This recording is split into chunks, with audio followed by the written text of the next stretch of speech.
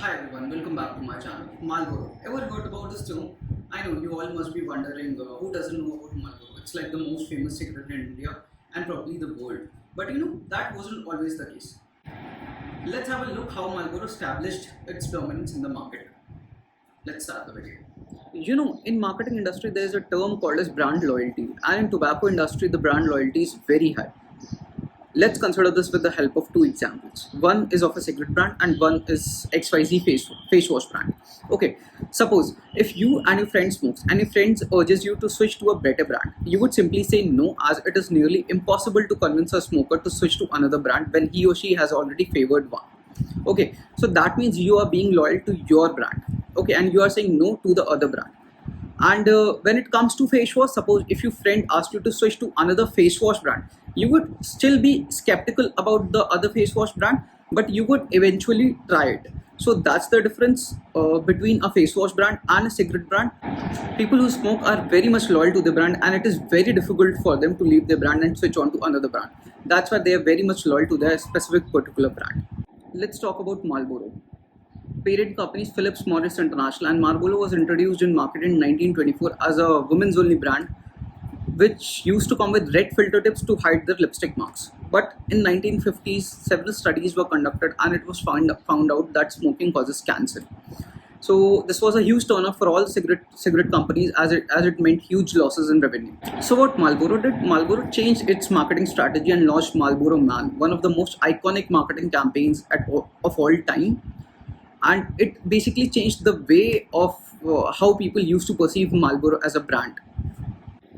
The ad was created by Leo Burnett in 1950s. They wanted to shift the brand repositioning from mild as May lady cigarette to a product with wider appeal or broader appeal for men.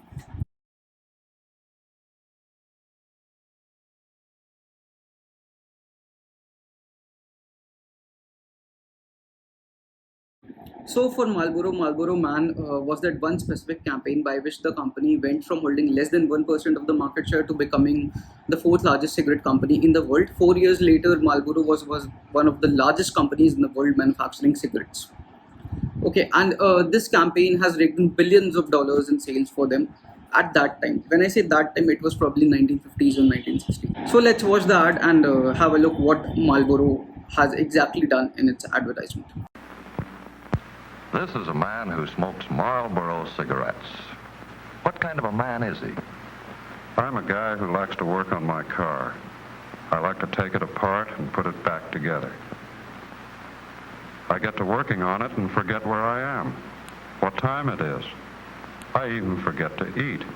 You don't forget to smoke, though. I always smoke when I work. They go together. Why Marlboro? Well, it's a combination of things. When I draw on a cigarette, I want to taste something. With Marlboro, I do. Yet it's got a filter that works. Then there's this flip-top box. I like things that are well designed. This box is interesting and practical. Would you recommend Marlboro to your friends? I already have. New Marlboro. Filter, flavor, flip-top box. Popular filter price.